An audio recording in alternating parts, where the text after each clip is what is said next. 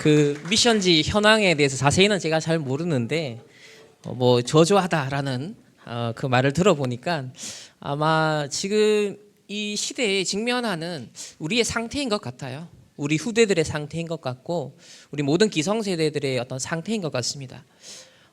오히려 저는 그게 좀 정직한 것 같고요. 그리고 우리가 말씀을 통해 듣는 게 뭐냐면 적당히 절망하면 안 되고 확실하게 절망을 해야 하나님이 주신 오직 유일성 재창조 그 증인 될 수 있다 했거든요. 그래서 오히려 우리 후대들이 지금 직면하는 현 시점 그리고 다가올 미래가 얼마만큼 절대 불가능한 시대인가.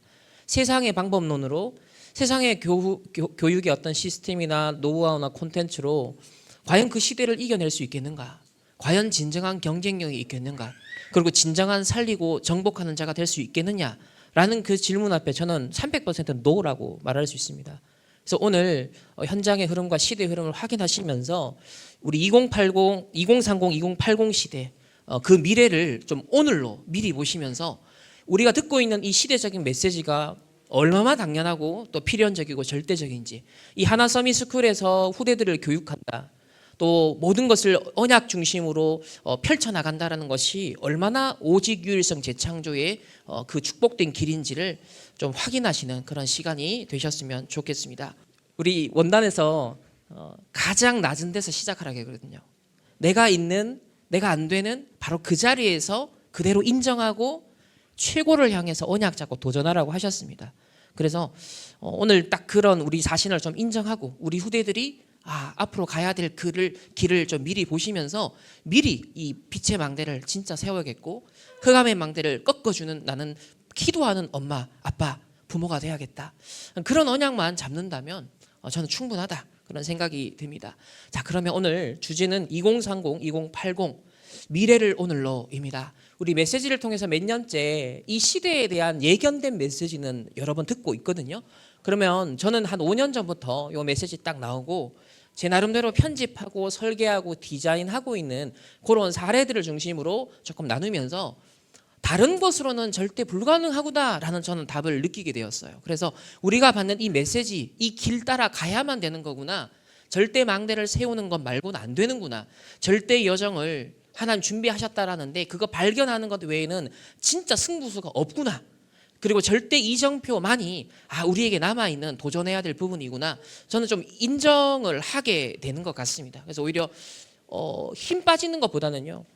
구원받은 하나님의 자녀의 정체성 그리고 하나님 나와 함께 하시고 말씀을 통해 예배를 통해 밀리 알려주신다는 것이 얼마나 안전한 길인가. 얼마나 보장된 길인가. 그것에 대한 확인이 되어지는 한 5년이었어요. 그것을 여러분들과 함께 좀 나누고 그 믿음이 부모를 통해 교사를 통해 우리 후대들에게 렘넌트들에게까지 전달되기를 소망합니다. 네, 그러면 오늘 말씀은요. 이 창세기 12장 9절 10절입니다. 자, 다 같이 함께 목소리를 합독하겠습니다. 점점 남방으로 옮겨갔더라. 그 땅에 기근이 들었으므로 아브라함이 애굽에 거류하려고 그리로 내려갔으니 이는 그 땅에 기근이 심하였음이라. 한 달 전쯤에 제가 이제 본부 말씀 듣다가 이 구절이 탁 눈에 들어왔어요. 지금 AI 시대다. 뭐 일자리가 사라지는 시대다. 정말 갈팡질팡해요. 지금 각 대학들도 교수님들도 사실은 정답을 모릅니다. 아무도 미래에 대한 확실한 답을 줄 수 없는 시대예요. 그 분야에 정말 전문가라고 말하는 사람들조차도 2년 전에 그 사람들이 1년 전에 했던 말하고 지금 또 인터뷰하는 내용 달라요. 그러면 지금 말하는 내용이 불과 6개월 뒤에 1년 뒤에 또 달라질 거거든요.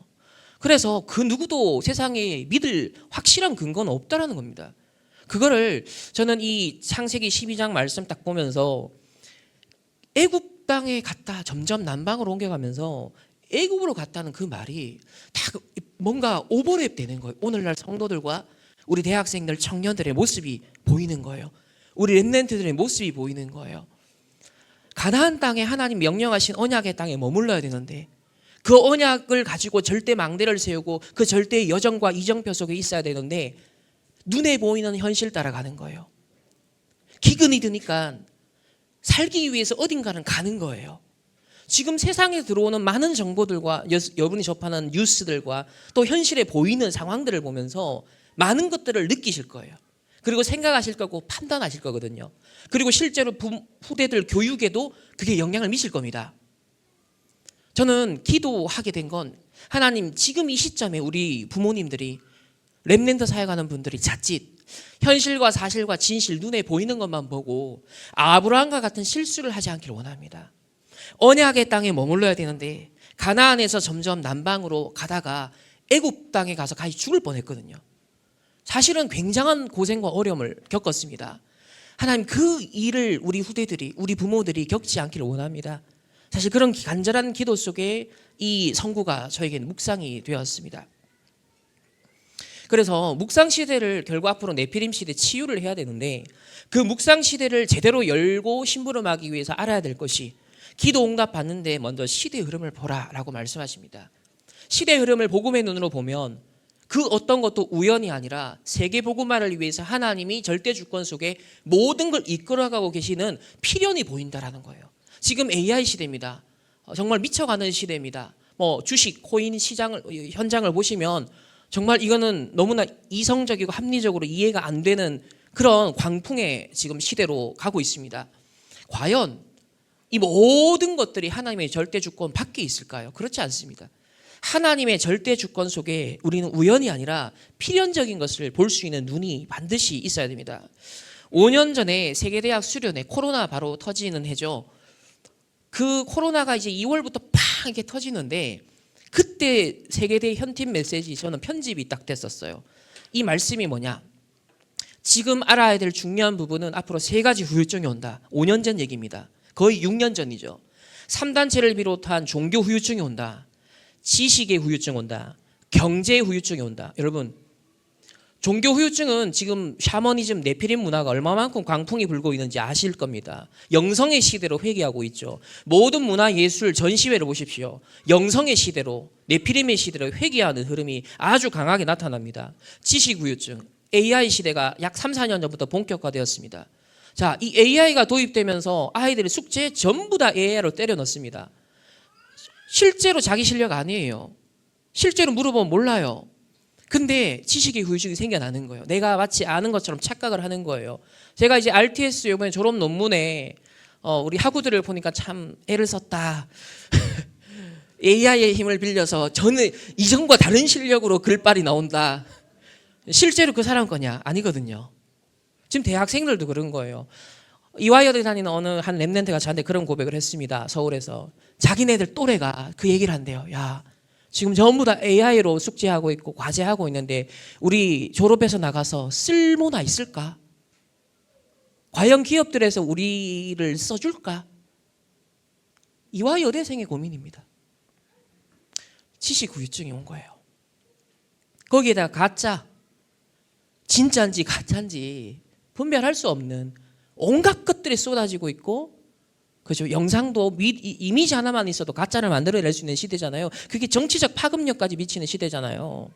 그야말로 지식에 대한 영적인 정확한 분별이 없으면 이래저래 휘둘릴 수밖에 없는 지식의 후유증이 왔어요. 앞으로 더 하겠죠. 근데 5년 전에 저 얘기를 하셨던 거예요. 경제 후유증. 야, 코로나 터지자마자 어떻게 됐죠? 주식 시장이 완전 무너지면서 그 다음부터 다시 광풍이 불면서 영끌 비투에서 쫙 갔다가 이제 지금 열광입니다.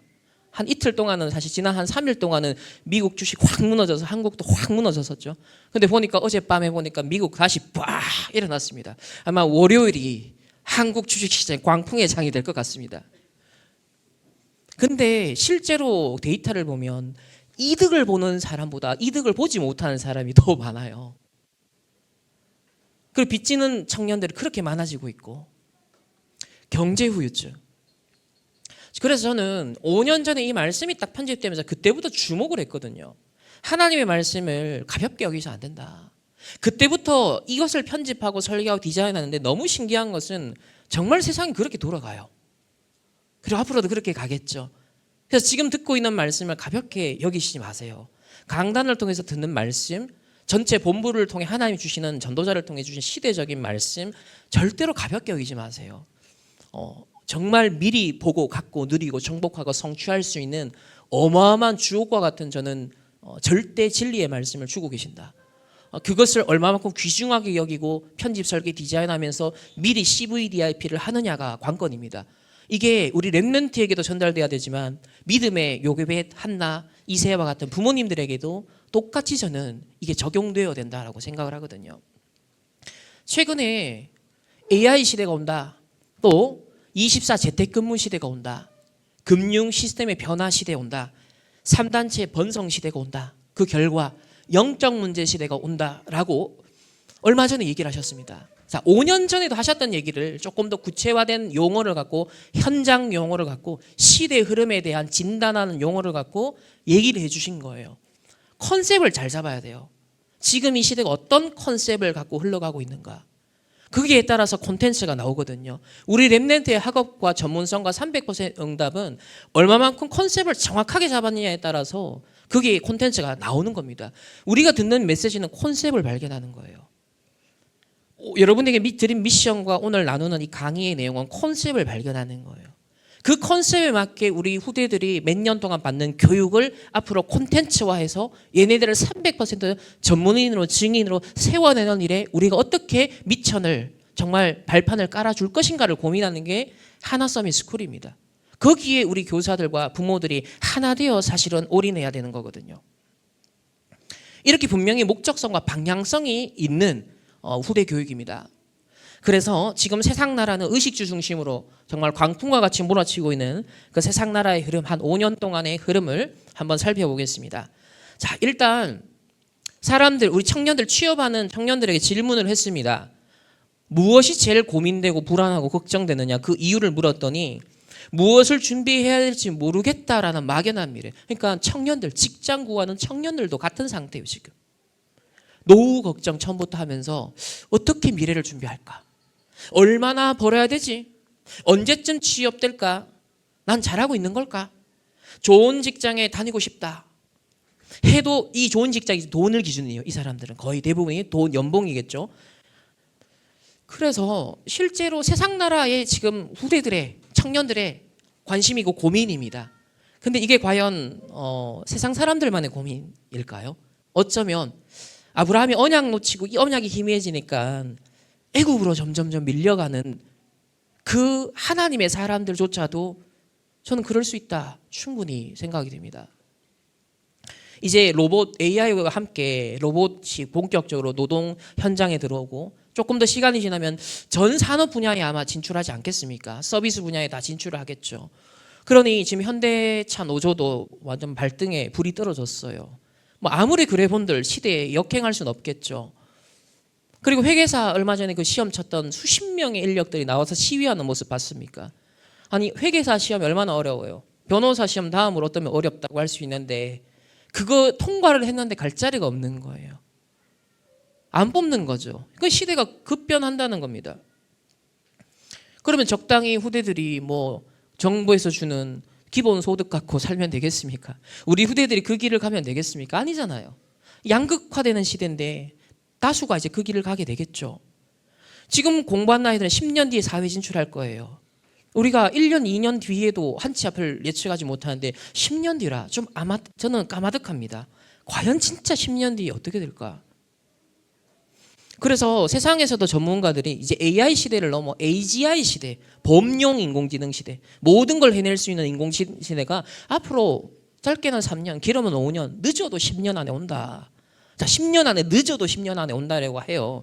그것도 제가 하는 얘기가 아니라 김대식 교수가 카이스트의 뇌를 그렇게 연구하고 AI에 그렇게 연구하는 분이 하는 얘기예요.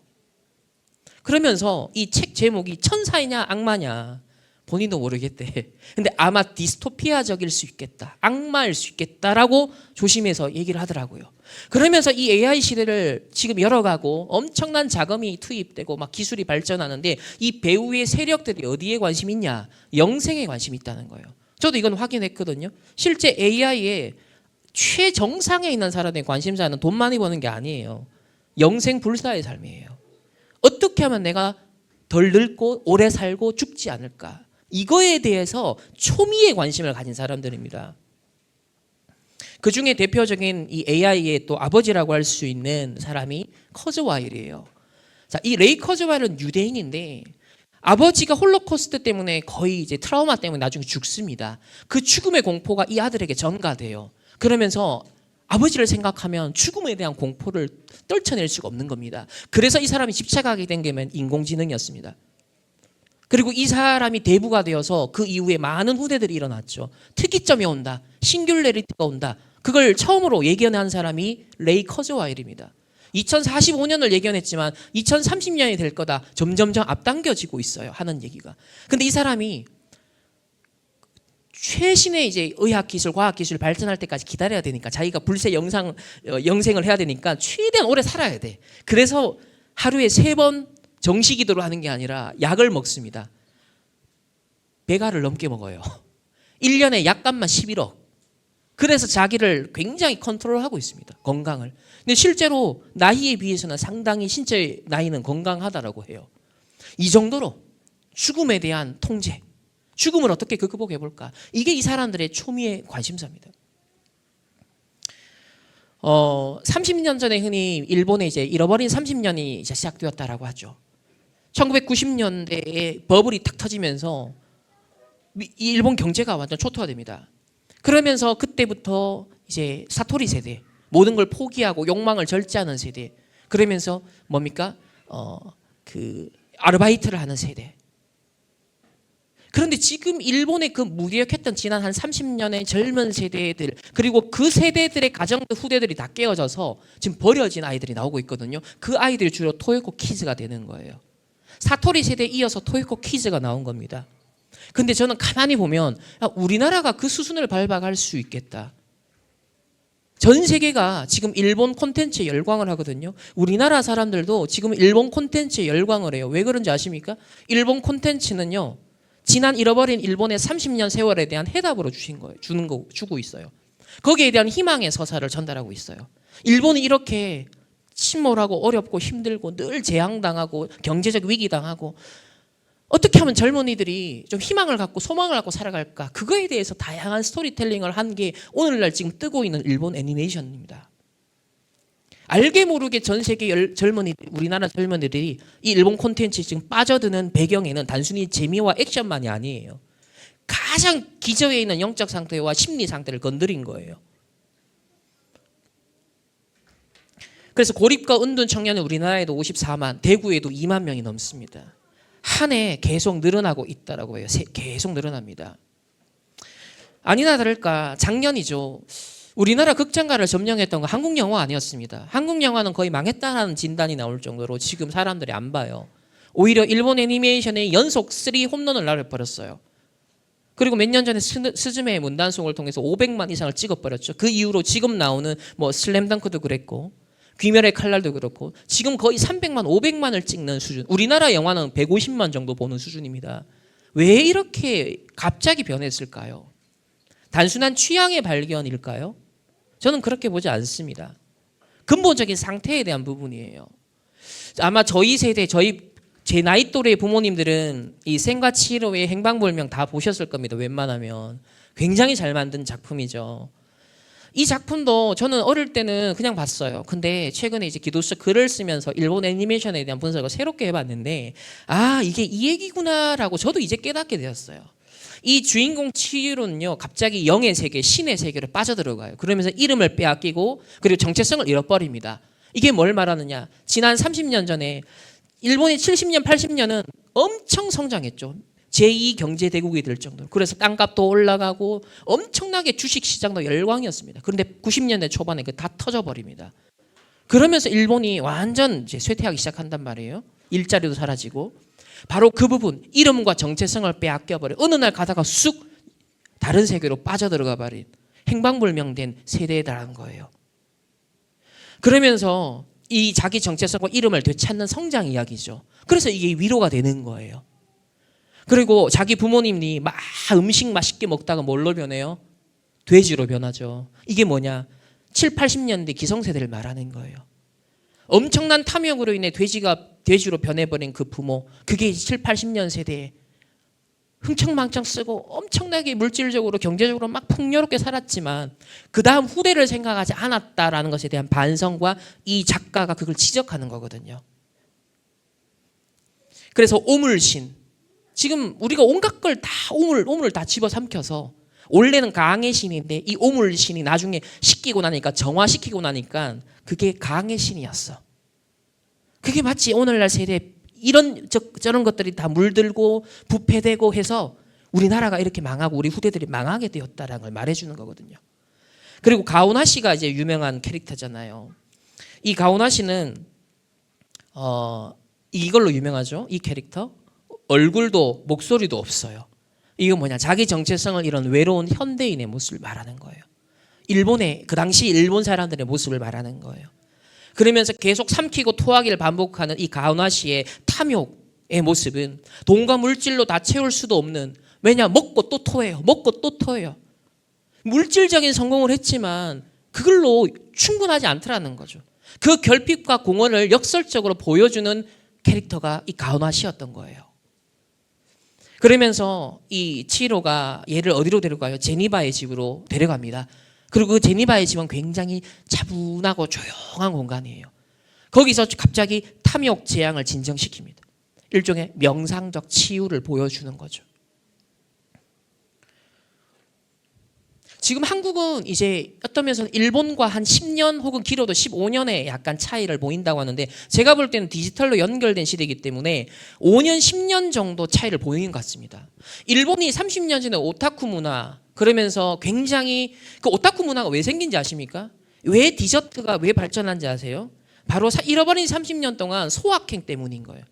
큰 돈은 못 벌어도 작은 행복을 내가 누릴 수, 확실한 소소한 행복을 누려야 된다. 그래서 여러 가지 캐릭터 산업이라든지 디저트 산업이라든지 이런 게 엄청나게 발전하게 된 거예요. 거기 일본의 장인 정신과 결합해 버리니까 이게 수준급이 돼 버리는 거예요. 근데 지금 우리나라도 그 길을 그대로 가고 있거든요. 소소한 행복. 어차피 내가 엄청난 집은 살 수 없어. 소소한 행복 하겠다. 그게 몇 년 전 분위기였습니다, 우리나라. 욜로 소확행 하다가. 근데 골로 간 경우가 너무 많아요. 근데 그 가치관은 후대들에게 전달되고 있거든요. 지금 우리나라 주식시장도 굉장히 뜨겁고 전 세계도 열광합니다. 왜? AI 시대 본격적으로 오면 자산이 없으면 안 된다라는 위기의식 속에 최대한 빨리 자산 증식을 해야 된다라고 지금 전부 다 올인하고 있거든요. 그러다가 성공한 사람도 있을 겁니다. 그러나 많은 사람들은 거기에서 떠밀릴 거예요. 굉장히 후유증이 있을 거예요. 어쩌면 일본의 잃어버린 30년이 한국의 미래가 될 수 있다라고 전문가들도 조심스럽게 예견을 하고 있습니다. 여러분, 캄보디아 사건 작년에 보셨죠? 그게 이제 코로나 이후로 경제적으로 확 어려움 당하면서 빚진 사람들이 그걸 해결하기 위해서 밀려 또 밀려간 사람들이 거기까지 갔어요. 앞으로는 어떨까요? 더 생기지 않겠습니까? 절박하니까요. 제가 듣기로는 그 캄보디아 사태의 주동자 중에 한 사람이 렘넌트였습니다. 렘넌트 출신이에요. 어느 교회인지 말 안 하겠습니다. 제가 그 교회 목사님 통해 들었어요. 장로님 아들이래요. 그 부부 있잖아요. 다른 사람들 다 낚아가지고 어려움을 줬던 그 렘넌트 출신입니다. 저는 아브라함이 언약을 희미해지니까 애굽으로 갔다라는 그 말이 좀 섬뜩하던데, 요즘 이런 흐름을 보면 우리가 이때 정신을 바짝 차려야 된다. 지금 진짜 언약 절대망대로 300% 정신 바짝 안 차리면 어느 순간 완전 나락으로 갈 수밖에 없는 환경과 시대잖아요. 지금 그 대충 해도 적당하게 머무를 수 있는 시대가 아니라 지금은요 양극화되는 시대예요. 영적으로도 완전 나락으로 가느냐 완전 서밋으로 가느냐, 경제적인 것도 마찬가지. 우리 후대들이 살아갈 시대가 그렇다는 거예요. 그래서 우리 부모님들이 정신을 바짝 차려야 되는 시대다. 안 그러면 우리 후대들이 이 체인소맨에 나오는 댄지의 꿈을 꿀 수도 있어요. 제가 이번 청소년순회 특강 이거 뜩 나오니까 애들 열광을 하더라고요.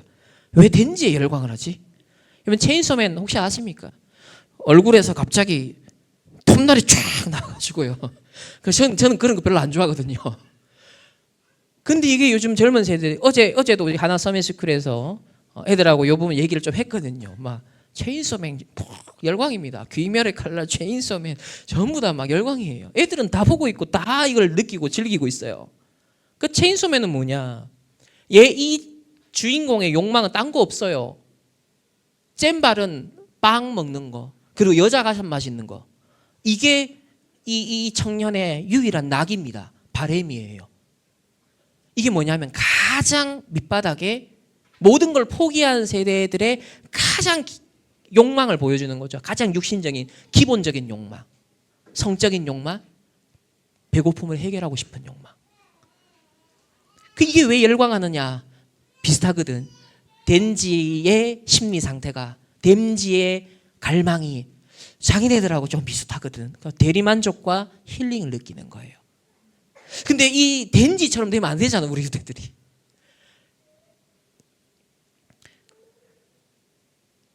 그래서 우리 몇 년 전에 나왔던 오징어 게임이 드라마가 아니다, 이제. 정말 현실 버전으로 다양한 현장에서 플레이들이 지금 나오는 것 같아요. 주식은 주식 시장대로, 캄보디아의 범죄 집단은 범죄 집단대로. 저는 이 오징어 게임판이 다양한 형태로 변모되어 지금 나타난 시대인 것 같아요. 그리고 어떤 주부가 마약 운반책으로 아르바이트를 하는데 돈을 많이 벌더라고요. 요즘은 그런 시대가 돼버렸어요. 왜? 정상적인 방법으로 부를 축적할 수 없고 가난을 해결할 수 없고 힘드니까 한 방을 노릴 수밖에 없는 심리가 자극되는데, 이제는 그 루트들이 너무 많이 쉽게 생겨나고 있으니까요.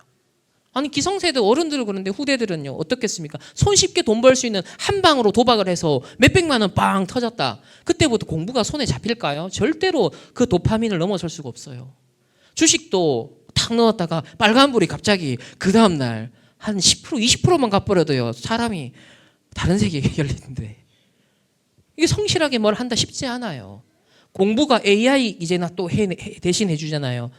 진득하게 앉아서 공부를 한다, 책을 읽는다 쉽지 않아요. 예배 드린다 쉽지 않아요. 정말 치유가 필요한 시대, 집중이라는 것이 그냥 이 시대에 나오는 메시지가 아니라는 거예요. 세상에선 여기에 대한 답을 주지 않습니다. 작년에 네팔에 비롯하여서 방글라데시, 또 인도네시아, 마다가스카르, 그리고 전 세계 여러 나라에서 지금 폭동이 일어나고 시위가 일어나고 혁명이 일어났잖아요. 심지어는 국가 지도자들을 쫓아내기도 하고 죽이는 사태까지 일어났었습니다. 이번에 이란도 6만 명 이상 지금 학살했대, 죽였대요. 그런데 그 밑바닥에는 무슨 문제였어요? 경제 문제였거든요. 불만이. 이번에 뉴욕에 깜짝 놀랐죠. 무슬림 사회주의자가 금융의 중심지인 뉴욕에서 시장이 됐다. 그만큼 힘든 것을 반증해 주는 거예요. 트럼프도 왜 됐어요? 미국이 90년대 세계화 시대가 열리면서 제조하는 공장들을 전부 다 해외로 보내버리니까 오히려 백인 중산층 노동자들이 가난해져 버린 거예요. 일자리가 사라지게 된 거죠. 마치 일본의 잃어버린 30년과 같이 우리는 실리콘밸리만 주목했지 그 백인 노동자들의 삶을 못 봤던 거죠. 근데 그들의 불만이 계속 차 있다가 트럼프라는 사람이 나와서 미국을 다시 위대하게 그래버리니까 완전 표 실어주고, 거기에 기독교인들은 뭐예요? 이 동성애 때문에 뒤니까 그걸 반대해서 사실 성경적인 가치, 남성 여성밖에 없다, 자 이런 얘기 해주니까 열광을 한 거죠. 그래서 기독교인들 표를 확 몰아줬던 겁니다. 이번에 다카이치가 20대한테 지지율이 92%예요. 일본은요 원래 정치에 관심이 없어, 청년들이. 얼마나 이제는 먹고 살기 힘들고 그랬으면 최소한 이제 자기 이익을 위해서 정치인 바르게 뽑아야겠다라고 딱 생각을 하고 얘네들이 다시 위대한 일본 만들자, 이런 강경한 일본을 만들어야 된다 하니까 지지율이 이래 올라가는 거예요. 여러분, 다양한 현상 같지만 밑바닥에는 무슨 문제가 있어요? 의식주 중심으로 세상이 돌아간다는 거예요. 전부 다 그 부분에서 문제가 와버리니까 어딘가로는 자기만의 오징어 게임을 투표를 통해 행사하든 시위를 통해 행사하든 주식에 코인에 투자를 하든 자신만의 오징어 게임판이 지금 벌어지고 있는 흐름이라는 거예요. 그래서 저는 말씀대로 세상 나라는 진짜 의식주 중심 맞네. 나 물질 성공 중심으로 돌아갈 수밖에 없구나.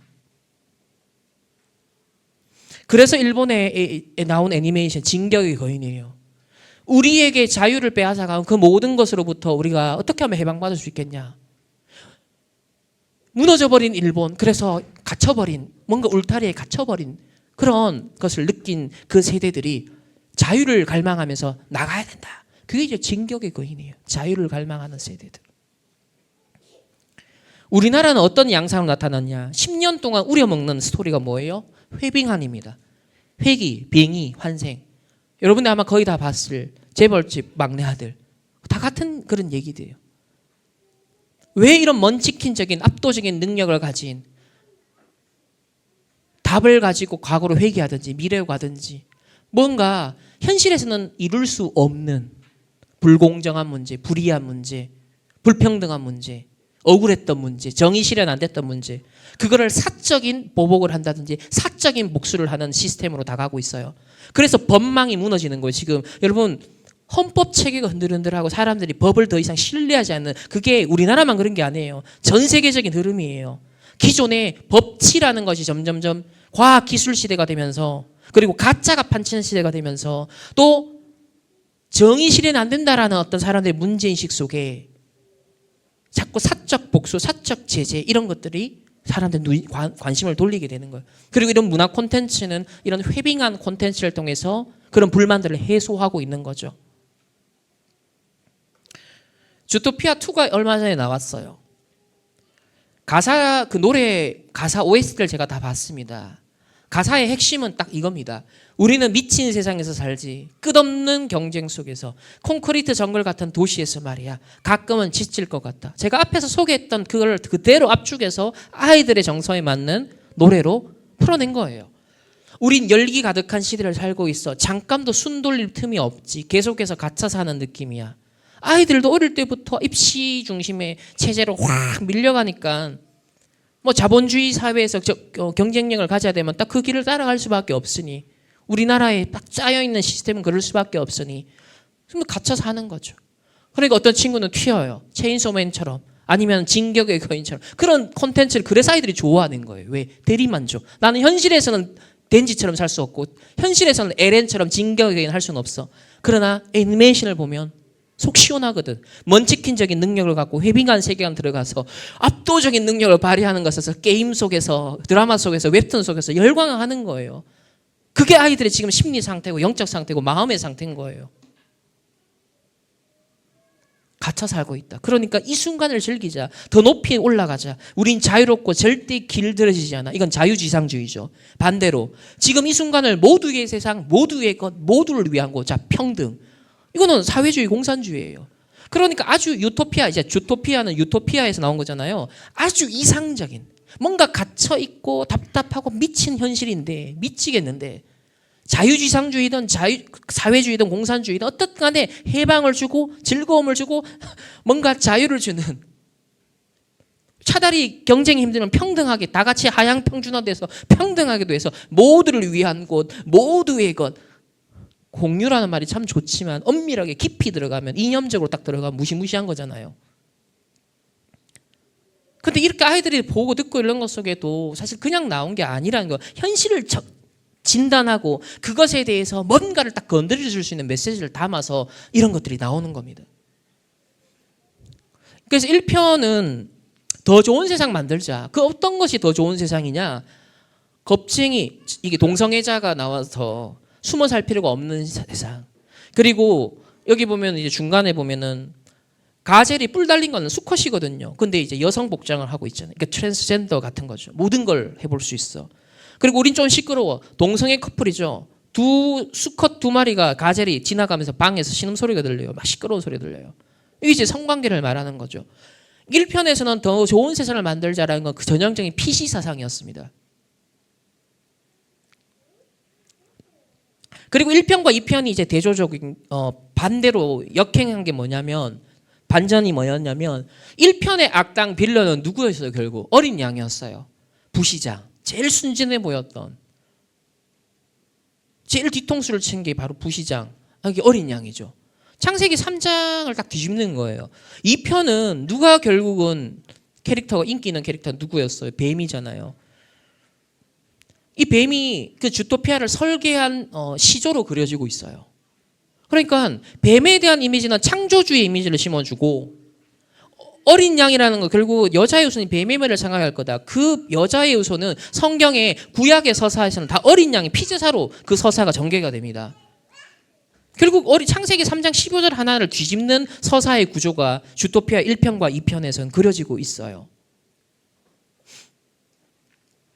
자, 세상 나라는 의식주 중심으로 이렇게 돌아가고 있고 거기에 대한 많은 어려움들이 현실적으로 있기 때문에 그것에 대한 불만이 폭증을 하고 그것에 대한 대리만족할 수 있는 콘텐츠와 문화들이 쏟아지고 있는, 그러면 우리 후대들은 살아가는 이 세상 속에 접하는 문화 속에는 보고 듣고 읽는 것이 이런 가치관이 형성되고 있습니다. 그러면 두 번째는 그 상태에서 사단의 나라는 어떻게 망대로지고 있을까요? 네피림이죠. 이것도 5년 전에 말씀을 통해서 확인했던 겁니다. 자, 무슨 시대가 오느냐? 무속 시대가 온다. 그러다 보니까 앞으로 정신병 시대 온다. 우리나라의 무속이라는 단어만 생각하지 말고 전 세계가 영에 사로잡히는 시대라는 말이다. 이런 시대가 세상을 실제로 장할 것이다. 무속 시대가 온다. 정신병 시대가 온다. 전 세계가 영에 사로잡혀가는 시대가 온다. 2020년 2월 5일자 주신 말씀입니다. 사실은 6년 전에 주신 말씀인 거죠. 지금 이제 현실이 점점 팍팍해지고 어려워지니까 이미 경쟁에서 밀려난 많은 사람들이 노숙자가 되는 경우도 있고, 일본에도 딱 가면은 이미 30년 전부터 노숙자가 생겨서 얼마 전에 일본 다녀왔는데 또 그 보면은 다리 밑에 보면 노숙자들이 딱 자리를 잡고 있어요. 근데 수준이 있다. 막 타임지 읽고 있다. 실제로 거기 보면 매거진도 막 쌓여 있더라고요. 이제는 AI를 비롯해서 디지털 문화가 발전하다 보니까 이 VR을 통하여서 가상의 세계 황제처럼 누릴 수 있어요. 그러면 뇌는요, 현실이나 가상이나 똑같이 반응한다는 거죠. 거기서 카타르시스를 느끼고 행복을 느끼고 점점 아마 가상 세계에 중독될 수밖에 없는 현실이 아니겠습니까, 앞으로. 그래서 세상에서도 중독의 시대가 없다. 그리고 나쁜 습관은 어떻게 거대한 사업이 되었는가. 그러니까 사람들은 나쁜 습관에 빠져들 수밖에 없는데 그걸 비즈니스화하는 사람들이 따로 있다는 거예요. 3단체는. 그걸 비즈니스화 한다는 거예요. 넷플릭스 CEO가 그런 얘기했죠. 가장 큰 경쟁자는 인간의 수면 시간이다. 우리는 인간의 수면 시간을 빼앗을 거야. 우리나라도 이제는 마약 청정국이 더 이상 옛말이 되어버렸습니다. 어찌하든지 어딘가에 중독될 수밖에 없고 취약해질 수밖에 없는 환경이, 시스템이 점점 무르익어가고 있다. 거기에 AI 시대에 본격 오니까 두렵잖아요. 미래 불안하잖아요. 그래서 특히 지금 10대, 20대, 30대들이 점술, 미신 여기에 그렇게 관심이 많다라고 합니다. 운세를 찾는 이유에 대한 질문이 몇 년 전에 이런 얘기를 했어요. 마음의 위안, 걱정의 감소, 긍정적 에너지, 희망을 갖기 위해서, 불확실성을 해소하기 위해, 미래를 위한 준비와 대비를 하기 위해, 이렇게 또 나 스스로 정체성에 대한 이해를 하기 위해, 그러니까 운세를 찾는 이유, 점을 보는 이유가 이거래요. 얼마 전에 이제 대구 노예 캠프 때문에 이제 지역 분석을 하다가 이제 옛날 이제 흐름한 철학관 이런 간판을 봤어요. 과거, 현재, 미래 정확히 판단. 와, 우리 목사님 중에 앞에 확실하게 이렇게 문구를 딱 달아가지고 상담소를 차릴 수 있을까? 근데 과거, 현재, 미래 정확히 판단. 여러분 정확히 판단이래. 정확히 판단. AI 나오기 전인데. 와, 대단하다 용기가. 좀 부끄러웠습니다. 근데 이제는 이 샤머니즘 세계가 이렇게 나오지 않아요, 수준이. 자, 다음은 이 영상인데요. 혹시 영상 재생할 수 있을까요? 지금 인류 최초의 실험이 시작된다. 이런 샤머니즘이 정말 믿을 수 있는 것일까? 진짜 벼락을 맞은 사람이 이런 걸 낸다고? 이게 될까? 독하게 하길 원하는구나. 뭐야? 이걸 어떻게 맞춰? 이걸 맞춘다고? 오늘 그 금기를 깨보려 합니다. 금기를 깨는 게 아니야. 돈의 운명을 읽어 3명의 뱃속에 있는 뭐 하려고 하는 거지? 집이 없다. 칼 맞은 거 칼빵이라고 하잖아요. 이제 칼 맞은 것도 보이고. 어우, 소름 돋아. 저기 죽을 뻔했었네. 뭐가 보인다고? 하는 모습이 보여지고요. 내가 이런 걸 보다니. 이 집 있겠어?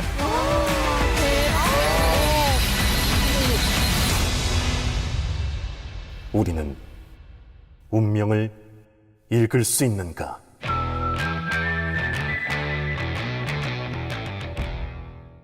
이제 2월 11일자로 디즈니 플러스에서 나온다고 합니다. 예상컨대 굉장히 인기가 있을 것 같아요. 굉장히 핫 이슈가 될 것 같습니다. 일단 나온 패널만 봐도 딱 아주 최상급의 사람들이 나왔고, 굉장히 편집도 보니까 이거 굉장히 드라마틱하면서 재밌게 했을 것 같아요. 이제 먹히는 시대가 온 거죠. 아까 같이 철학관처럼 안 나온다는 거예요. 과거 오늘 미래와 정확한 판단, 이제 이렇게 해서 사람들이 그걸 보고 나면 얼마나 좋은 이미지와 막 완전 브랜드가 생기는 거죠. 이 샤머니즘 브랜드가 생기는 거죠. 이제 이런 시대를 살아간다. 운명 전쟁 49. 그 얼마 전에 그 카이스트 교수 팀에서 AI 이제 점집을 만들었어요. AI 점집을. 그래서 무속인들을 깜짝 놀랄 정도로 와, 영험하네, 화제의 신당 어딘가 했더니 카이스트 교수팀에서 만들었습니다. 이제 AI로 전보고 상담을 하는 시대인데, 우리나라에서는 그 챗GPT 사용자 그 시간보다 캐릭터 AI에 들이는 시간이 더 많다라고 해요. 그만큼 젊은 세대들이 밤새도록 캐릭터 챗봇과 대화를 하면서 이제 이 남자친구, 여자친구 이제 하면서 또 음란한 대화 이런 것들을 해 나간다는 거죠. 근데 이제 가스라이팅을 당하는 경우도 있다라고, 그래서 자살한 케이스가 미국에서도 생겨났습니다. 그런 이제 배경에서 이 골든이라는 현상도 좀 볼 필요가 있어요. 왜 캐리온이 잘 만들었어요. 너무 잘 만들고 노래도 좋고 너무 작품도 좋습니다. 그런데 조금 이제 영적으로 재해석을 한번 해보자면, 이렇게 자기 정체성을 잃어가고 있고 용기를 잃어가고 있고 전부 다 이렇게 불안불안한 미래를 갖고 살아가잖아요. 현실의 암울함을 갖고 살아가고 있어요. 근데 이 캐데언에서 골드는 그런 너라도 빛나는 존재가 될 수 있어. 깨어진 유리 조각 속에서도 빛을 발견할 수 있는 것처럼, 네 인생이 비록 깨어진 것처럼 보여도 그 파편 속에도 빛나는 너를 발견할 수 있어. 이 핵심 메시지가 아마 굉장한 울림과 감동을 줬을 겁니다. 그리고 주인공 루미가 반쪽은 이제 악령의 피가 흐르잖아요. 굉장히 어떤 면에서는 가리고 싶은 치부인 거예요. 자기의 약점인 거예요. 많은 사람들이 저마다에 갖고 있는 그런 치부와 약점들을 가리고 싶어 하죠. 누가 드러내고 싶겠습니까? 근데 루미가 그걸 극복하고 자기를 인정하는 그런 정체성을 회복하는, 거기에 사람들은 대리 만족을 느끼고 거기에 고음을 제대로 때려라 라고 매기강 감독이 지시를 했어요. 그걸 제대로 녹여냈죠. 왜? 고음 파트가 아주 강렬한 카타르시스를 일으킬 수 있는 그걸 노렸다라고 했거든요. 근데 실제로 그게 딱 먹힌 겁니다. 그러니까 한국에서는 뭐 이게 조금 인기 있었지만 미국이나 전 세계에서는 엄청난 열광이 일어나고, 이것 때문에 막 시위도 일어나고 시위송으로 쓰이고, 미국의 그 뉴욕 시장 그 선거할 때 절대 불가능한데 그 사람이 역전했잖아요. 사회주의자가. 근데 그 선거인단 캠프팀이 활용했던 노래가 골든이었어요. 투표하자는 말 이거 개사해가지고 했더라고요. 그러니까 그 정도로 임팩트가 있었던 거죠. 문제는 이제 이 캐릭터의 뿌리가 또 무당이잖아요. 그래서 한국 무속에 대해서 더 관심을 갖고, 이제 외국인들이 오면 꼭 필수 관광 코스가 한국 점쟁이를 찾아간다. 그리고 옆에 점술가 옆에 누가 있대요? 통역하는 사람이 있다 하더라고요. 걔네들이 2, 3, 7, 5천 종족을, 오히려 샤머니즘 이 전문가들이 2, 3, 7, 5천 종족을 하고 있는 시대가 되어버렸어요. 그러니까 이 다락방이요, 2, 3, 7, 5천 종족 메시지가 지금 나오고 있는 게 그냥이 아니구나라고 생각이 들었습니다. 그리고 이 무당이 부른 노래 보면 홀로 어둠을 밝히라, 이사야 60장 지금 하고 있어요. 우리 노래 부르리라, 굳건한 이 소리로 이 세상을 고치리라. 아니 이사야 60장 62장의 메시지를 이 무속인들이 하고 있는 거예요. 이런 노래가 또 이런 콘텐츠가 앞으로 시즌 2가 또 나오고 또 열광하겠죠. 다시 또 일본 콘텐츠로 가보면 귀멸의 칼날, 저도 재밌게 잘 봤어요. 너무 잘 만들었어요. 근데 이제 이 스토리를 또 이 시대의 흐름과 애들이 그럼 왜 열광하느냐? 잘 모르고 열광해요. 그냥 재밌고 와 막 액션이 끝내주고. 그런데 이제 청년들이나 기성세대들도 열광하거든요. 어른들도 이걸 그렇게 많이 보고, 일본뿐만 아니라 미국 사람들 그렇게 많이 봐요. 일본의 콘텐츠를요.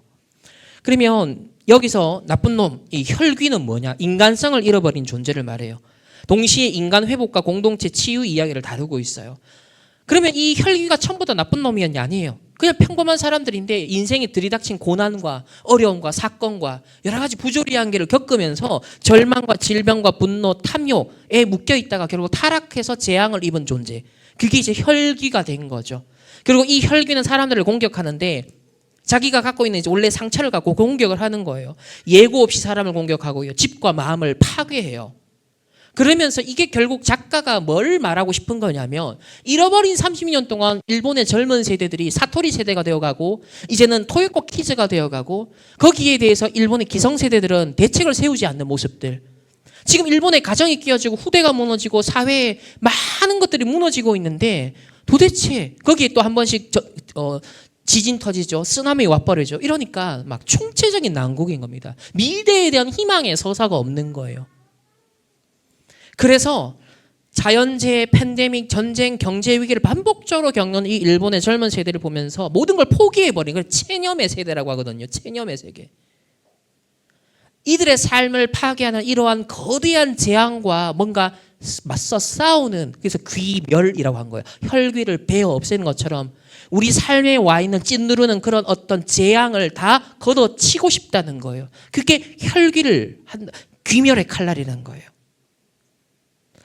우리 이제 예수 그리스도 이름으로 그걸 꺾는 건데 여기서는 이제 굉장히 이 재미있는 스토리로 보여주는 거죠. 그래서 이렇게 어려움을 당했던 사람들이 다시 발판 삼아서 이 혈귀를 쫓아내기 위해 귀살대 본부를 만듭니다. 우리말 RUTC예요. 교회 같은 역할이 망대를 세웠어요. 이들을 위한 치유의 뜰이 딱 생겨나고 혈귀 재앙을 끊기 위해서 신도의 자연신과 결합된 호흡법을 외웁니다. 이렇게 터득을 합니다. 그래서 해호흡, 물의 호흡, 다 자연 만물과 연결된 호흡을 수련하죠. 일본은 정령 숭배가 강하잖아요. 모든 것이 자연 만물이 신이에요. 신이 깃들어 있다라고 말하는 거예요. 그래서 이 범신론적 자연신과 결합된 호흡법과 검수를 통해서 귀멸의 연대를 이루고, 그러니까 나 혼자만 외롭지 않다. 나만 이렇게 재앙당한 거 아니야. 우리 함께 힘을 모아 극복해보자라는 이제 위로의 서사를 전하는 거죠. 그러면서 여동생이 혈귀인데 인간성을 잃지 않고 끝까지 버티다가 나중에 살아나거든요. 이게 뭐냐? 희망의 메시지가 담겨 있어요. 비록 인간다움을 잃어버린 세대지만, 혈귀처럼 변해버린 세대지만, 아니야, 네즈코와 같이 인간다움을 다시 회복할 수 있다라는 희망의 서사가 여기에 담겨 있습니다. 그래서 여기에 대한 자세한 내용은 제가 3월달 기도수첩과 4월달 기도수첩이 일본 애니메이션에 대해서 써놨습니다. 한번 참고를 나중에 하시고요. 그래서 주인공 탄지로는요, 혈귀의 숨은 상처와 슬픔을 느끼며 싸우는 존재입니다. 자, 이런 장면들은요, 혈귀를 멸하는 동시에 그 안에 갇힌 영혼을 해방하는 작은 위령제와 같아요. 그래서 이 주인공에 열광을 하는 거예요. 단순히 나쁜 놈 이게 아니라 그 나쁜 놈조차도 왜 나빠지는가에 대한 연민을 느끼고, 이 혈귀도 알고 봤더니 이런 인간이었는데, 이런 상처가 있었는데 그거를 공감하면서 그 혈귀로부터 영혼을 해방시켜주는 위령제가 사실은 전투 장면이에요. 전투를 통하여서 결국은 얘를 회심시켜버리거든요. 그게 위령제예요. 작가는요, 결국 불평등과 무기력과 불안에 시달리는 그 시대의 후대들이 혈기처럼 변하지 않기를 바라면서 귀멸, 그리고 인간 회복의 길, 우리를 말하면 구원의 길을 나름 제시한 작품이 귀멸의 칼날입니다. 자, 이거는 어디까지나 애니메이션에서 나누는 거라면, 진짜 현실은 어떠냐면, 작년에 제가 이 전시회를 다녀왔습니다. 제목이 강령입니다. 64명의 귀신 들린 작가들이 자기의 작품을 전시하는 현장이었어요. 제목이 영혼의 기술입니다. 이 작품 전에 첫 번째 인트로에 이런 내용이 나와요. 지난 10년 동안 새로운 세대의 젊은 예술가들은 영성주의, 샤머니즘, 테크노 신비주의, 조상숭배, 점성술, 마녀의 마술 등 기존의 지식체계 바깥에서 이단적인 알매 방식의 시선을 돌려 영감을 얻어왔다. 이처럼 영적 실천에 관한 관심이 다시 활성화된 상황은, 보세요, 이들은 전제하죠. 이미 다시 활성화된 상황은 우리가 세상을 이해해온 방식이 처한, 다시 말하면 기존의 자본주의, 민주주의, 이런 물질 문명을 이루어왔던 그 모든 제도와 사상들은요, 위기에 처했다는 거예요. 그래서 기존의 방식으로 세상을 유지할 수 없다. 새로운 세상이 열려야 되는데 거기에 어떤 힘이 필요하다? 영적 힘이 필요하다는 거예요. 그러니까 5번째 섹션에 이런 내용이 나오죠. 아픔을 치유하고 망자를 일으키고 환자를 시키고 귀신을 쫓아내라. 여러분, 귀신 들린 사람들이 하는 작품전에서 자기네들이 예술가면서 무속인으로서 이 일을 하고 있다 자부심을 느끼고 있어요. 그 중에 대표적인 샤먼이 이 과달루페라는 사람인데, 이 사람도 불법 이민으로 어릴 때 미국을 건너와요. 자기 나라가 내전이 일어나면서. 근데 얼마나 시달리겠습니까? 평생 시달리면서 대학 가기 전 대학 가서 암에 걸려요. 근데 이 암 치유를 어떻게 하느냐? 소리와 진동, 무속 이렇게 연결해 가지고 접신이 되면서 이 사람 치유를 받습니다. 그리고 지금은 예술가면서 치유 사역을 하는 사람이에요. 그리고 이 작품이 이번에 전시된 작품인데, 사람을 저기 눕혀놓고 징을 울리면서 접신시키는 거예요. 근데 미국에 이 사람 활동하는 걸 제가 좀 조사를 해보니까 미국 교회에서 이걸 하고 있더라고요. 그래서 좀 충격적이었습니다. 아, 치유의 뜰을 이런 식으로 교회가 영적인 힘이 없으니까 사람을 도와준다는 미명하에 이런 걸 허용하는 교회가 있더라는 거죠. 마나 모아나도 참 재밌게 봤는데, 이제 이게 오세아니아의 섬나라 문화를 배경으로 하고 있잖아요. 근데 작년에 국립중앙박물관에서 오세아니아 전이 있었어요. 마나 모아나 전이라고. 이 마나 모아나 전은요, 이 섬나라의 네피림 문화를 보여주고 있는 거예요. 이 마나 모아의 뜻을 보면 모든 존재에 깃들어 있는 신성한 힘을 마나라고 하고요, 생명의 바다를 모아나라고 합니다. 마나는 자연과 조상, 공동체를 이어주는 보이지 않는 힘이고 세상을 움직이는 정신적 근원이다. 그래서 이 전시회를 왜 우리나라에서 하느냐라는 취지를 보니까 기후위기 시대, 환경오염 시대, 어떻게 하면 자연 보호하고 이 지구를 생각할까? 아, 어디서 자연 존중의 세계를 가치관을 배울 수 있지? 알고 봤더니 오세아니아에 있는 섬나라의 사람들은 자연 만물에 신이 깃들어 있다고 여기기 때문에 나무 하나를 벨 때도 예배를 드리고 의식을 행하더라. 우리도 자연에 대한 그런 존중하는 마음과 자세가 필요해. 이게 논리예요. 말이 되죠. 기후위기 시대 이런 논리를 갖고 이런 전시를 열면서 이렇게 영성에 대한 소개가 여러 군데서 되고 있더라는 거죠. 그래서 오세아니아 사람은 자연 재료로 도구와 형상을 만듭니다. 이런 건요, 아무나 못 만들어요. 접신한 사람만 만들 수 있는 자격이 부여됩니다. 모든 존재의 정령과 조상의 창조 흔적이 깃들어 있다. 그래서 바다와 숲, 돌과 나무, 물론 칸으로 젓는 노예도 신과 정령, 조상의 힘이 있다라는 그런 네피림 영성을 갖고 있습니다. 그러니까 일본의 영성이나 오세아니아의 영성이나 뭔가 3단체의 영성이나 지금 일관된 영성 코드가 지금 세상을 휘감아가고 있는 뭔가 소용돌이의 시대다. 이런 배경에서 우리나라 지금 우리 다락방에서 바누아투의 문이 열리고 오세아니아의 섬나라의 문이 열리고, 유 목사님이 이게 5천 종족의 첫 관문이다라고 얘기하신 게 그냥이 아니다라는 거죠. 어마어마한 영적 배경의 흐름 속에서 하나님이 이 만남을 7가지 만남을 지금 주고 계시는 거예요. 그래서 굉장히 주목하시면서 보고 계시다는 겁니다. 제가 얼마 전에 일본에 이제 전시회를 다녀왔는데 그 일본 전시회에서 봤던 게 뭐냐? 바로 이 장면들이에요. 전부 다 네피림 문화. 그리고 오세아니아에 있는 원주민과 일본의 영성을 연결해서 또 작품을 만들고 있더라고요. 다 영적 코드예요, 작품들이. 이것도 보면 이제 초불 확실성의 시대가 다가올수록 역사를 보면요, 시대가 보면 큰 전환기가 있잖아요. 그때마다 불안하니까 반대로 영적 활동이 강해져요. 19세기에서 20세기 넘어갈 때 딱 그랬거든요.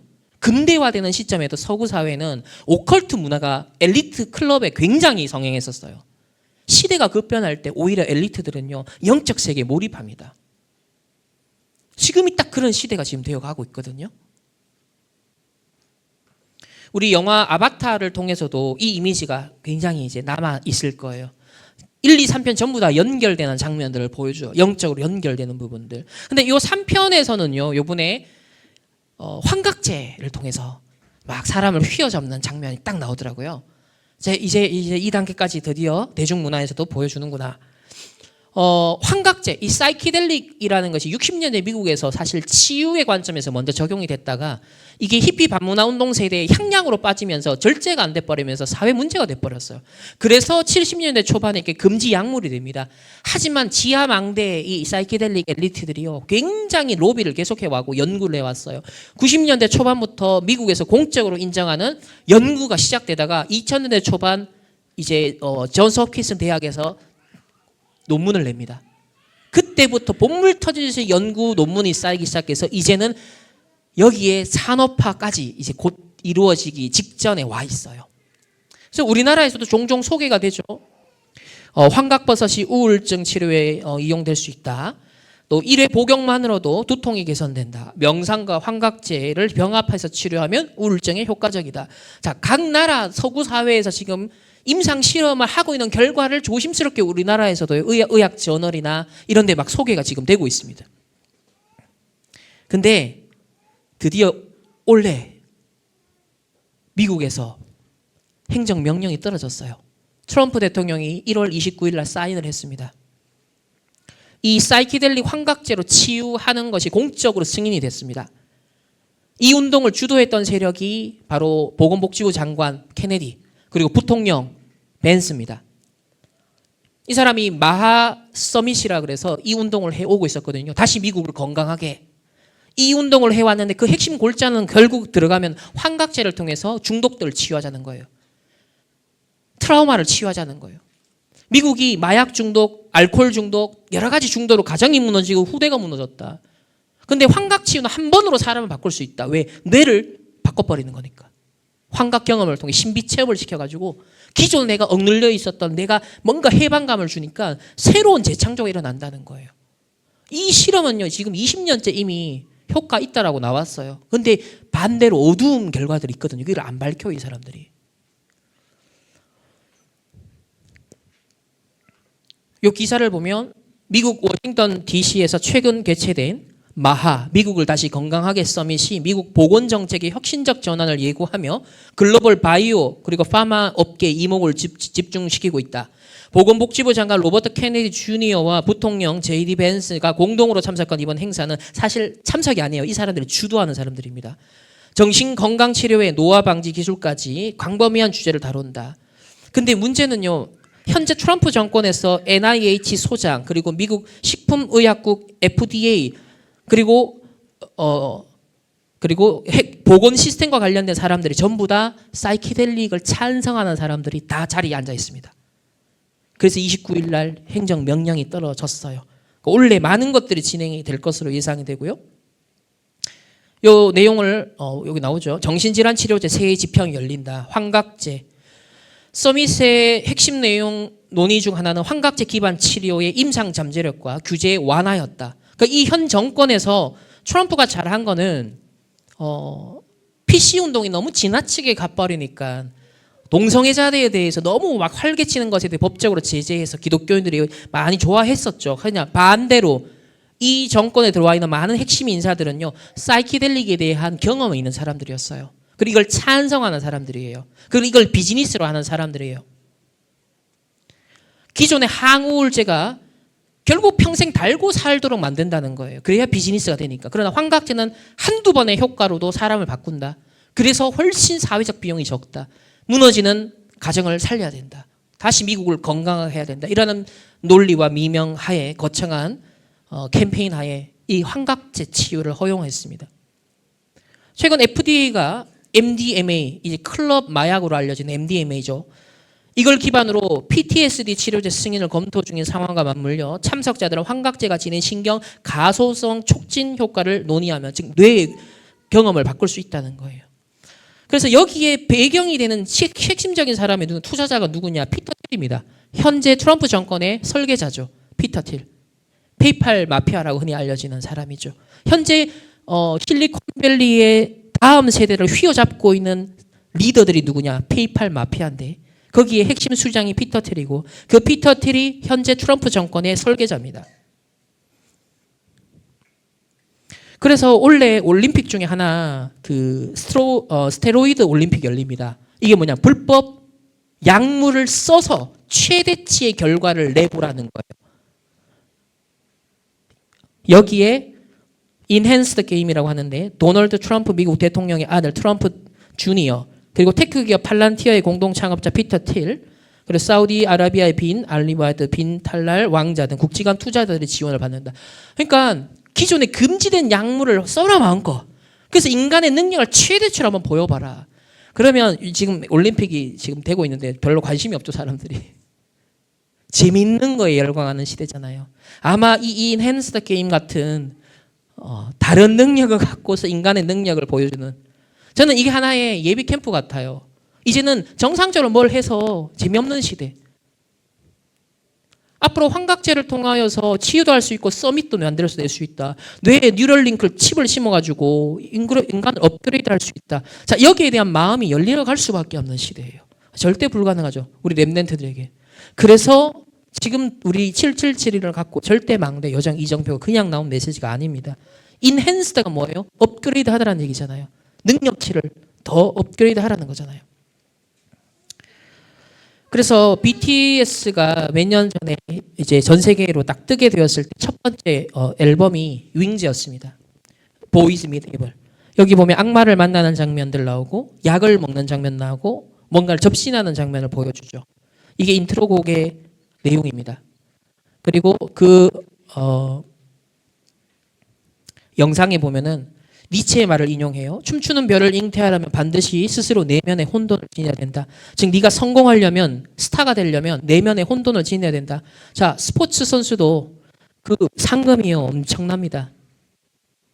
그러면 스포츠 선수들 입장에서 정상적인 올림픽에 그 진출해서 금메달 따봤자 연금 얼마 될까요? 근데 저런 미친 게임에 아까 체인소맨의 덴지와 같이 자 이제는 미쳐야 살아가고 경쟁되고 실력 있는 시대죠.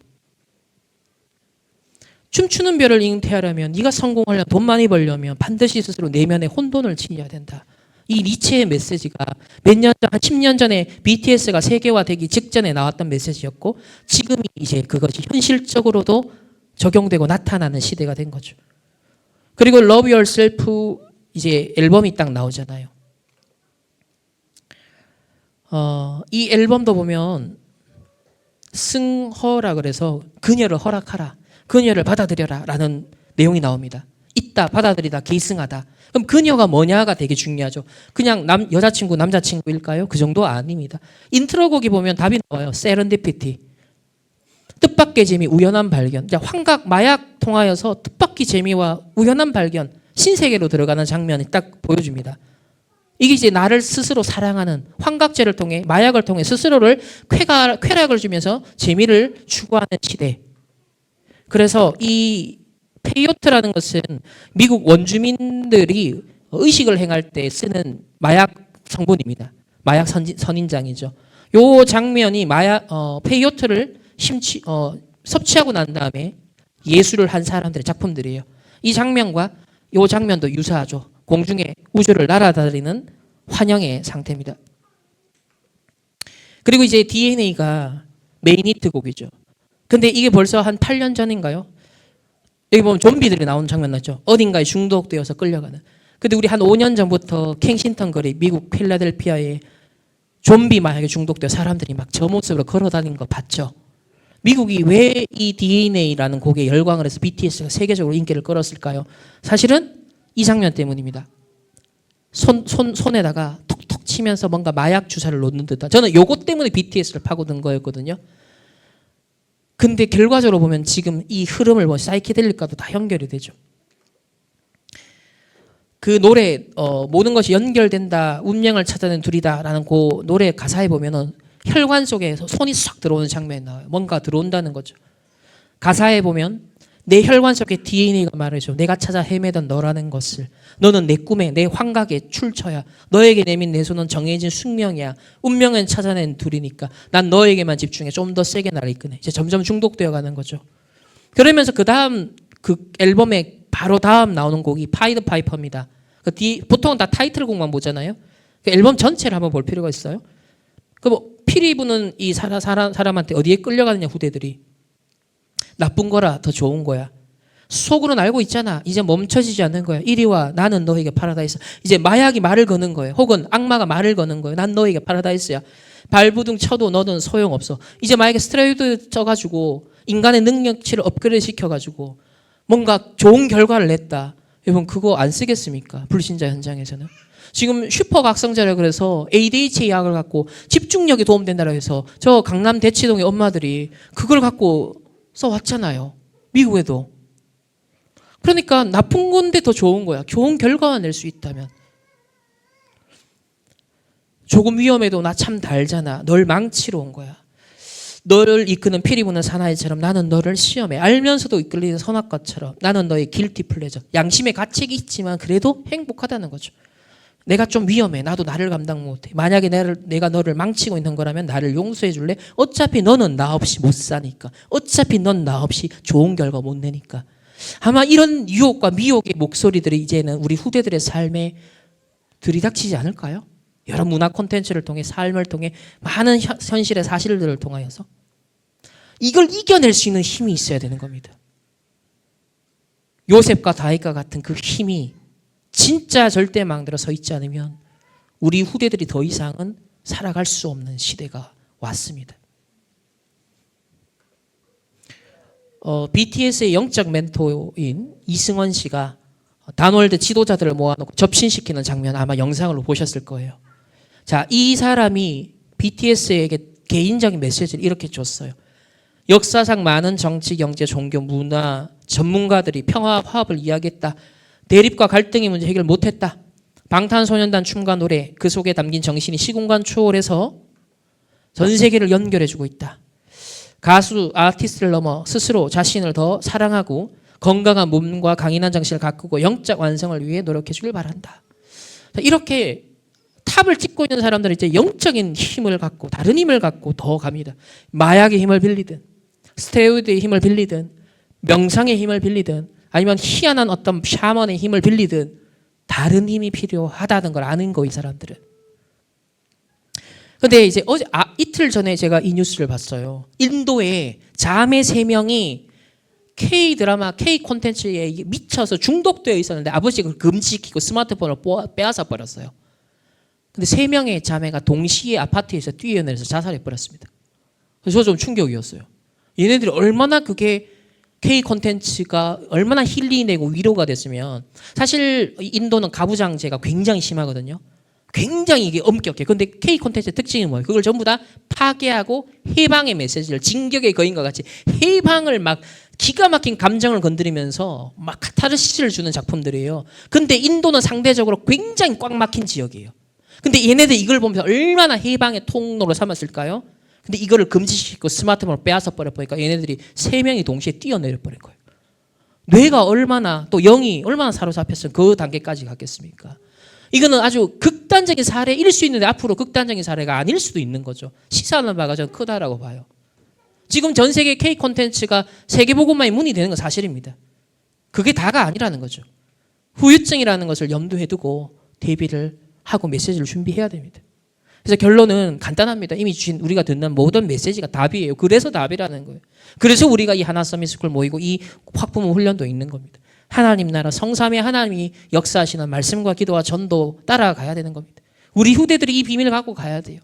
그래서 인식을 바꿔줘야 돼요. 세상이 아무리 거대하고 제가 앞에 보여드린 건 이제 세상 나라를 보여드렸죠. 사단의 나라를 보여드렸죠. 하지만 그 3단체의 네피림 문화 AI 시대가 아무리 크고 강력해 보여도 우리가 후대들이 살아가는 그 세상에 압도적인 여리고성처럼 보여도 자세히 보면 우상화된 여리고예요. 네피림화된 여리고예요. 그래서 멸망 직전에 있는 여리고예요. 이 영적 사실을 볼 수 있도록 렘넌트에게 사실은 우리 교사와 부모들이 함께 눈 열어주는 역할을 해야 돼요. 그래서 성삼위 하나님이 너의 배경이 되셔. 보좌의 배경이 너의 것이야. 이걸 실제로 사실적으로 심어주는 포럼들이 일어나야 돼요. 그래서 일본 렘넌트 일본 집회 때 1강에서 그런 얘기를 하셨어요. 10년 안에 렘넌트는 300%꼭 만들어야 된다. 바울이 가르친 이후 10년 안에 이스라엘이 멸망했다. 유랑민으로 흩어졌다. 10년 안에 300% 가진 자 승리한다. 아마 지금 우리도 그런 것 같아요. 10년이 승부수인 것 같습니다. 지금의 10년. 오늘 메시지에서도 아마 그런 얘기를 딱 언뜻 스쳐 지나가면서 했는데 렘넌트들은 앞으로 흩어지게 되는 그런 시대에 유랑민 시대를 두고 준비를 해라. 그런 얘기를 오늘도 딱 스쳐 지나가면서 하더라고요. 그래서 이게 굉장히 시사는 큰 것 같습니다. 10년 안에 300% 준비되어야 된다라는 거죠. 그래서 원래 하나님의 나라의 망대, 반대로 말하면 세상 나라의 망대는 뭐죠? 의식주입니다. 사단의 나라의 망대는 뭐예요? 뭔가 다른 힘이 필요해라는 내피림이에요. 그게 우리를 둘러싸고 있고 우리 후대들에게 침투해 들어오고 있습니다. 반대로 우리 부모님들에게도 들어오고 있어요. 그래서 하나님 나라의 망대를 견고하게 세워주는 작업을 2026년에 하라고 메시지를 하나님을 통해 엄중한 명령을 우리에게 지금 내리시는 겁니다. 그래서 이 말씀을 기점으로 여러분 진짜 편집 설계 디자인 부모님들도 하십시오. 300% 습관을 들여야 된다 했습니다. 제가 5년 동안 했던 흐름 간단하게 몇 가지를 소개해 드렸습니다. 그러면서 우리 랩넨트와 부모님이 같이 기도 제목 찾아야 될 건 이 부분이에요. 제일 안 되는 부분에서 시작해라. 답이 나올 때까지 집중해라. 죽어도 안 되는 것들 붙잡고 지속해라. 증거가 일어날 때까지. 그래서 절대 망대가 서도록 해라. 당연한 것에 들어있다. 가난, 질병, 무능 끝까지 나는 파고들었다. 살아있는 하나님 말씀으로 결론이 났다. 그냥 넘어가지 마시고 여러분의 모든 문제의 증거를 만드는 겁니다. 여러분 가정에는 어떤 문제가 있습니까? 여러분 후대에는 어떤 문제, 고민, 갈등이 있습니까? 여러분 교회와 현장, 산업에는 어떤 문제와 갈등, 위기가 있습니까? 그거를 그냥 넘어가지 말고 절대 망대를 세워라고 반대로 얘기를 하십니다. 그게 시대의 문제, 시대의 답과 연결되기 때문이겠죠. 그래서 여러분이 있는 모든 것들, 문제들을 지렛대로 삼으라는 겁니다. 이제 작품을 만들 게 그럼 뭐가 있냐? 셋들, 금토일, 묵상, 앞으로 북한 시대, 엘리트 선교 시대. 이걸 앞으로 우리가 해야 될 일들이에요. 우리 랩넨트를 해야 될 일들입니다. 이걸 놓고 하나 서밋스쿨 와 있는 것이고 그 미래를 오늘이 미래로. 그래서 아침 낮밤에 대한 메시지가 그냥 나온 게 아니다. 이 가장 원리적인 아침 낮밤 이걸 왜 우주 정복의 시간으로, 세계 정복의 시간으로, 미래 정복의 시간으로 절대 망대 여정 이정표를 꼭 세우라고 하시는가? 앞에 편집했던 현장의 흐름을 간단하게 제가 편집한 100분의 1밖에 안 돼요. 100분의 1만 소개한 겁니다. 그럼에도 불구하고 너무나 당연해요. 필연적이고 절대적이에요. 그래서 지금 교육받는 과정에서는요. 특별히 낮 시간이 중요하죠. 아침, 밤도 중요하지만 실제로 이제 낮 시간이 중요하잖아요. 세계 정복하는 절대여정 가야 되는데 기도로 현장의 당연 필연 절대를 보여주는 교육이 돼야 된다. 첫 번째 가정에서는요. 교회 학교에서 우리 후대들로 하여금 다 넘어서도록 만들어줘야 되는데 가난과 질병과 무능을 전도자가 넘어선 것처럼 부모님도 부모님이 안 되는 걸 진솔하게 포럼을 하면서 후대들과 그래서 절대망대가 내게도 필요해. 엄마의 무능, 엄마의 안 되는 거 다 보잖아요 자식들. 근데 그래서 오늘도 그리스도가 우리에게 희망이야. 우리 세상에서는 다른 희망 서사를 심잖아요. 우리는 말씀에서 그 희망의 서사를 찾아야 되거든요. 함께 여정을 가는 거라는 걸 랩넨트들과 공유를 해줘야 됩니다. 이번에 여러분이 이 미션지 제대로 못한 것도 포럼하세요. 사실 엄마가 그래, 아빠도 그래. 근데 너희에게도 그 힘이 필요한 것 같아. 근데 엄마 아빠에게도 이 힘이 필요한 것 같아. 다가오는 시대가 이렇다고 해. 정말 하나님 주시는 힘 같이 우리가 예배에 집중할 이유가 여기 있는 것 같아. 라고 있는 그대로를 여러분 포럼을 해버리면 작품이 되잖아요. 그러면서 특히 교육 시간 절대 각인시켜야 됩니다. 저는 이제 요 마지막인데요. 7가지 달란트가 새롭게 조금 보였어요. 이 절대 이제 여기 보면 절대 발견을 하면 이제 절대 안 되는 걸 보는 거잖아요. 절대 불가능을 보는 거잖아요. 근데 절대 각인은 그걸 반대로 뒤집는 거잖아요.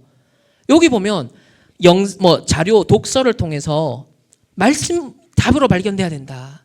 저는 이제 대구 캠프를 조금 준비하면서 대구를 조사해 보니까 대구가 이런 곳이었구나. 이런 운동이 일어났었구나. 이런 후대 운동도 일어났었구나. 이런 사상 운동도 일어났었구나. 라고 조금 역사를 이제 보게 되었어요. 그런데 한 번도 진짜 말씀 운동이 대구에 진짜 안 일어났었구나. 이렇게 편집을 했어요. 두 번째, 위인, 사람 공부를 하잖아요. 대구는 보니까 문익점, 서상돈, 그 다음에 이상희, 항일 저항시인, 뭔가 일제에 저항했던 사람들, 뭔가 깃발을 들었던 사람들, 또 교육의 망대를 세웠던 사람들, 이런 인물들이 꽤 많아요. 근데 지금 대구시 청년 예산은 전국 꼴찌입니다. 아니 후대에 위해서 서원도 많고 서당도 많고 진짜 이렇게 후대 교육에 힘을 썼던 곳인데 반대로 이제 그 옛 망대가 되어 있고 지금은 청년 예산 정책의 전국 꼴찌. 광주도 500억이 넘는데 대구는 90억밖에 안 돼요. 그러니까 매해 6천 명 정도가 대구에서 빠져나갑니다. 청년들이. 뭘 우리가 회복해야 될 것인지 반대로 찾아내야 될 것인지 생각을 해보게 되었어요. 그러면서 어떤 위인으로 답이 안 나오니 그리스도. 절기. 우리 대구도 축제 페스티벌이 많아요. 근데 그 축제 시작할 때 거의 고사를 지내고 그 지역의 대표적인 어떤 샤머니즘적인 혹은 유교적인 그런 의식을 행하더라고요. 절기. 그 결과 정신문제, 영적문제, 우리 대구에도 고립, 은둔 2만 명, 고독사도 증가. 진짜 세절기 치유, 능력 회복, 배경 회복시켜줘야 된다. 그리고 대구 화원만 봐도요.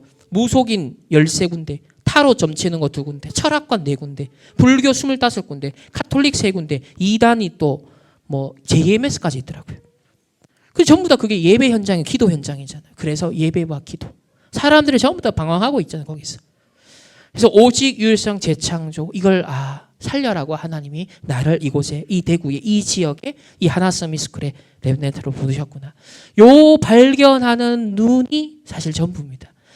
그래서 하나서미스쿨의 교사분들과 또 목사님 중심으로 아마 이런 부분들을 계속 해오셨고 앞으로도 더 진짜 우리 후대들이 이 300% 망대 세우는 일에 부모님들의 기도와 서포트와 실질적인 동력이 되지 않으면 사실 항상 반쪽짜리밖에 안 돼요. 교회 사역이 하나서미스쿨 사역도 마찬가지입니다. 그래서 부모님들이 그 나머지 절반의 든든한 견고한 절대망대로 함께 서 주시면 좋겠다라는 바람입니다. 네, 이상으로 오늘 특강을 마치도록 하겠습니다. 감사합니다. 기도하겠습니다. 하나님 감사합니다. 절대 불가능한 시대입니다. 하나님이 주신 것으로만 살아갈 수 있고 승리하고 정복할 수 있습니다. 하나님 이 보좌의 절대망대 여정 이정표가 하나서미스쿨 동안 우리 렘넌트에게 견고한 하나님 발판이 되어질 수 있도록 축복하시고 가정에서도 교회에서도 학교에서도 하나님 이것이 견고하게 세워질 수 있도록 그래야 하나님 나라의 망대를 세워 하나님 나라의 일을 이루는 일꾼으로 하나님 쓰임받는 우리 모든 렘넌트를 낼 수 있도록 축복하여 주옵소서. 예수 그리스도 이름으로 기도합니다. 아멘.